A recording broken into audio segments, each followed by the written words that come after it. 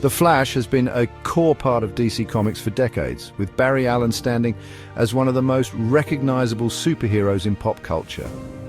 Since his introduction in 1956, he has been a cornerstone of the Justice League, a symbol of heroism, and the reason the multiverse exists in DC lore.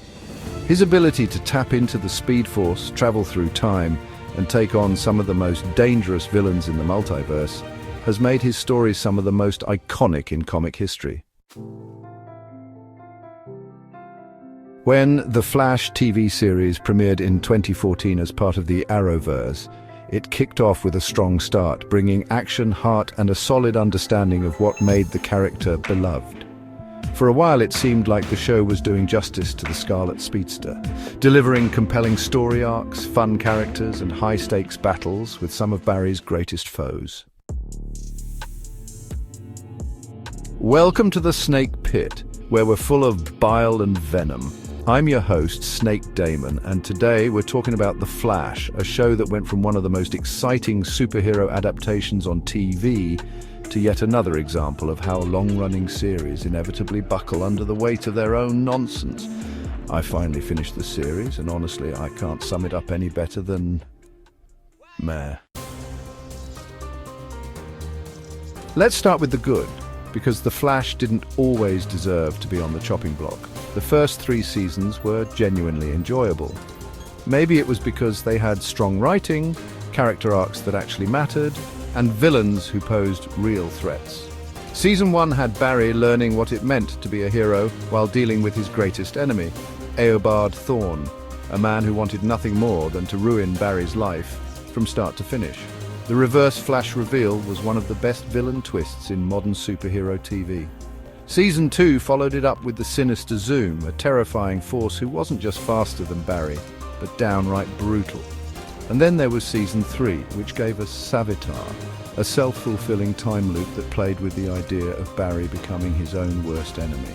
These seasons worked because they had stakes, engaging conflicts, and actual consequences for Barry's actions. And maybe I'm just biased as a horror fan, but Tony Todd as the voice of Zoom and Tobin Bell as Savitar really helped elevate those characters. When Zoom growled, "You can't lock up the darkness," it felt menacing. When Savitar spoke in that eerie, distorted voice, you could feel the threat he posed. They felt like villains, which is more than I can say for what came later.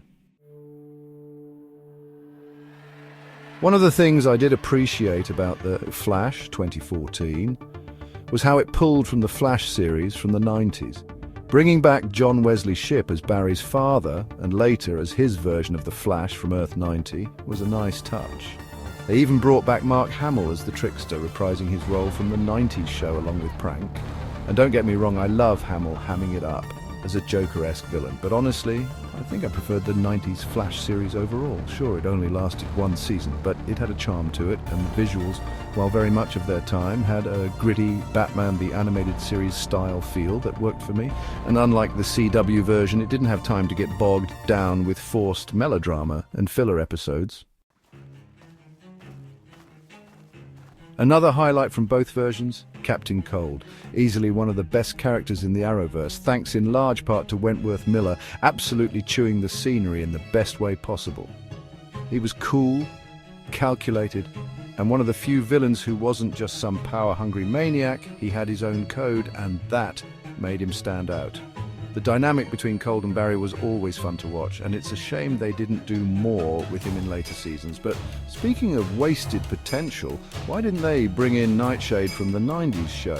He was basically that universe's version of the Shadow, a pulp-era vigilante who inspired Barry's predecessor.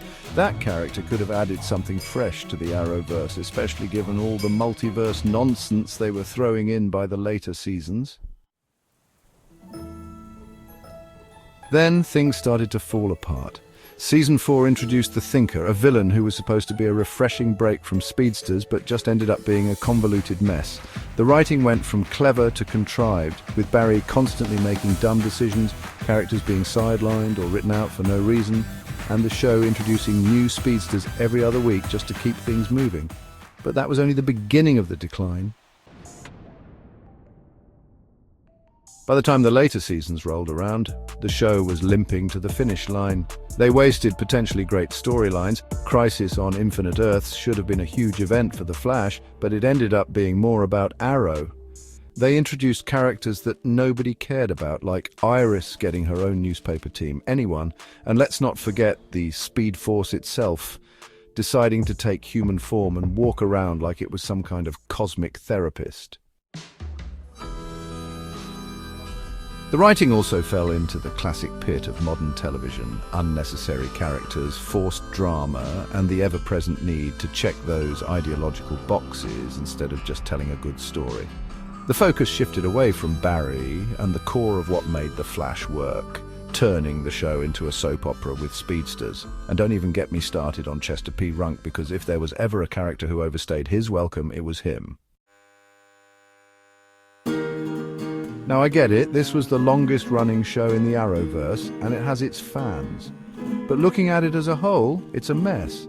The showrunners tried to keep things interesting with multiverse shenanigans, time loops, and a never-ending parade of speedster villains, but after a while it became a blur of recycled plot lines and diminishing returns. The final season was a joke, with a rushed storyline, villains that were shadows of their former selves, and an ending that felt more like a shrug than a proper send-off. And Cobalt Blue. He could have been an incredible final villain, but instead they crammed his story into the last few episodes and made him look like an afterthought. So after 9 seasons, The Flash finally crossed the finish line. But at what cost? It went from being one of the best superhero shows on TV to a drawn-out, tiresome slog that only die-hard fans stuck with out of obligation. Thanks for dropping by the Snake Pit, where we thrive on untapped potential and lost opportunities. Don't forget to subscribe and hit that bell, like the video, and leave your opinions in the comments, where, naturally, I won't read them. Until next time, stay venomous.